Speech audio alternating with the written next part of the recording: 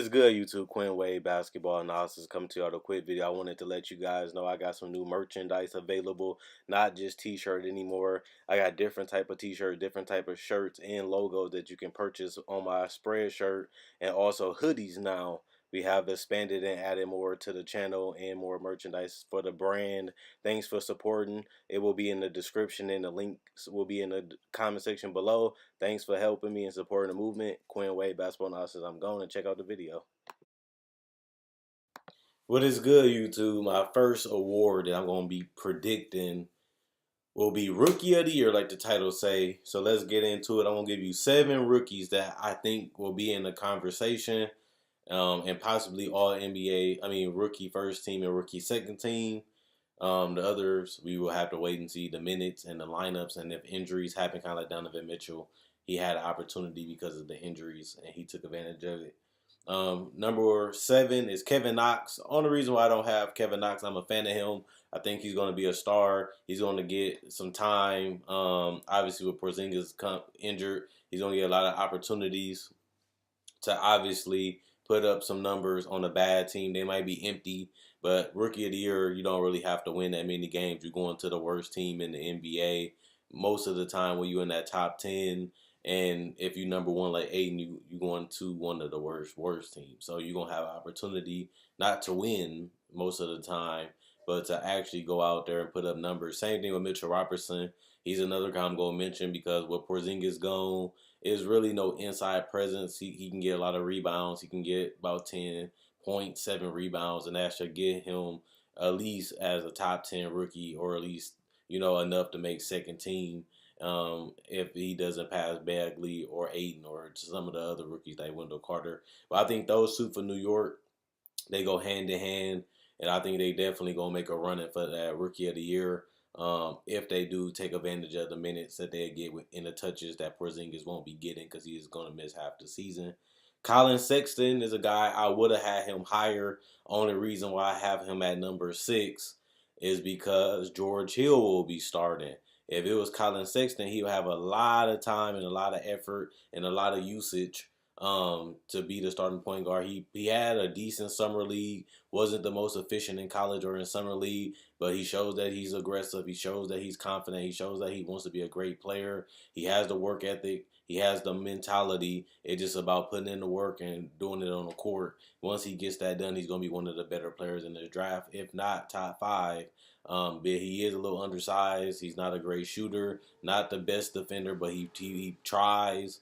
I like the guy. Only problem is George Hill going to be starting getting a lot of those minutes, and that's going to hurt his ability to not really go home with this Rookie of the Year. Miles Bridges, this is surprising at number 5. Every time I see Miles Bridges, he just knows how to play basketball. He's a basketball player. We don't know if he's a 2. We don't know if he's a 3. We don't know if he's the 4. The thing about it is he can switch in and guard all those positions, including the 1. But not only that, he is one of the more versatile players in this draft.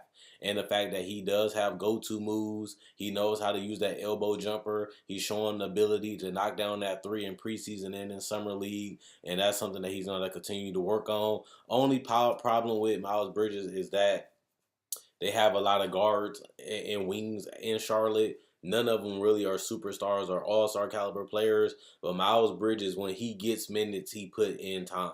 Whether it's getting rebounds, whether it's getting blocks, whether it's getting steals, or whether it's getting 15 or 20 points. Some games he's going to get 10. Some games he's going to get 12. Some games he's going to get 5 and 6 because it just depends on how much they're going to play him, how many minutes he's going to get.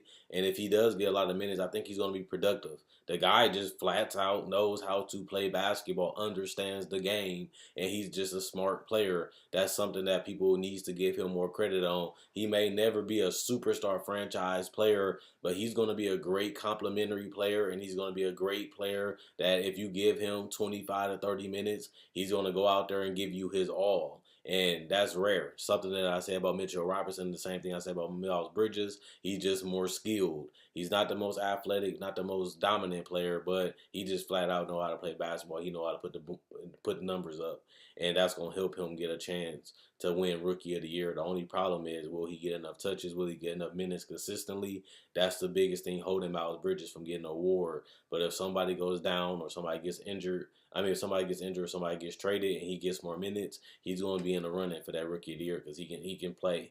Marvin Bagley, to me, he be seeming like he's not really interested. Marvin Bagley seems a lot like he'd be bored playing in the NBA and summer league. He didn't really seem excited. He didn't really seem like he cared. To me, he just seemed like he was playing basketball just because he's good at it. It don't really seem like he really cares enough about basketball. That's just my personal opinion. He doesn't seem like he wants it. He don't put enough fight. He just very mellow, and that could be good. That's just probably how he is, and that's probably his personality.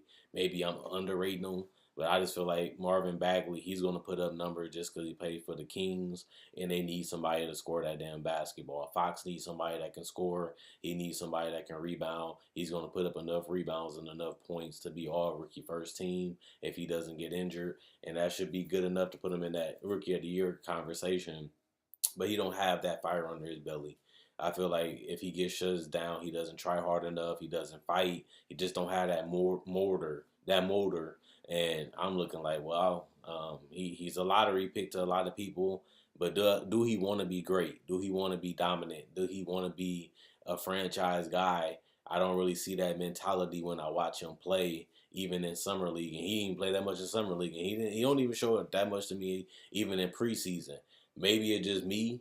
Maybe I'm missing something. Maybe I don't get something, but I will admit that. But Marvin Bagley don't seem committed to really being a great player. That's just my personal opinion. That's how his personality is.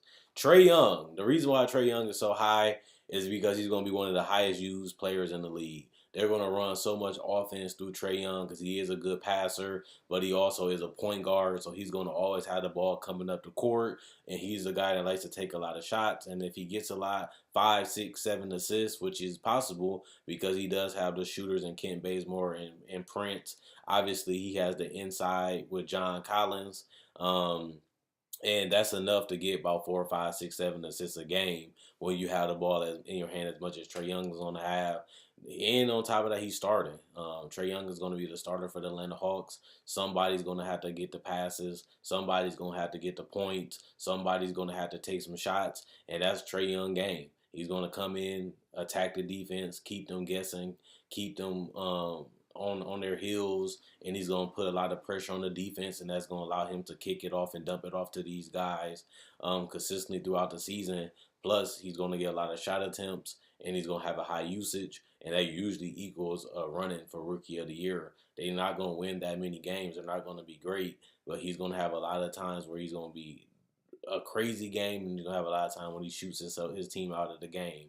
But as long as you're putting up some type of numbers, you're going to be in the running for Rookie of the Year. And that's why I have him 3, because he's going to be starting. He's going to have a lot of opportunities. He's going to have the ball in his hands a lot. And that's going to give him empty numbers. I will say that because they're not going to be winning that much. And the numbers are going to be empty. But they're going to be good enough to give him a conversation for that Rookie of the Year. Luka Doncic, number 2. He's an amazing player. He's smart, has a high IQ, understands the game. Only problem with Luka Doncic and the person that I put number 1 is that Luka Doncic plays with Dennis Smith Jr. He likes to take a lot of shots. Then you definitely have Harrison Barnes. He's going to want some shots. And obviously you have DeAndre Jordan. The reason why Doncic is up here because I think he's going to be a decent efficiency guy. I think he's going to give you 15 to 16 points a game. He's going to get out in transition, get some layups and some dunks. He's going to knock down some threes at a decent percentage, and he's going to get to the paint from time to time. It just, Doncic isn't the most demanding player. So I think it's all about Rick Carlisle unleashing him. And if he unleash him early, which is his rookie year, I can definitely see him putting up 15 points, 6 rebounds, about 3, 4 assists. And that's going to put him in the racing or even potentially win, depending on if they make the playoffs. Rookie of the Year. There's no reason why he can't because he has the speed, he has the talent around him, he has enough shooting around him, he has other great players to take pressure and handle the ball so he can play on and off the ball. Plus, he's gonna have the ability to handle the ball too. which is going to give him an opportunity to put up some numbers, and he can play off the ball well. So that's going to help his team be balanced and give him easier opportunities, which helps his efficiency if he's knocking down and taking those shots. So Doncic definitely in the conversation, and I would have put them one Rookie of the Year. I felt like he was the best player in the draft. I feel like this is my favorite player in the draft. But DeAndre Ayton looks good. He looked decent in Summer League. I give him credit. He looked decent in Summer League. He looks a lot better in preseason.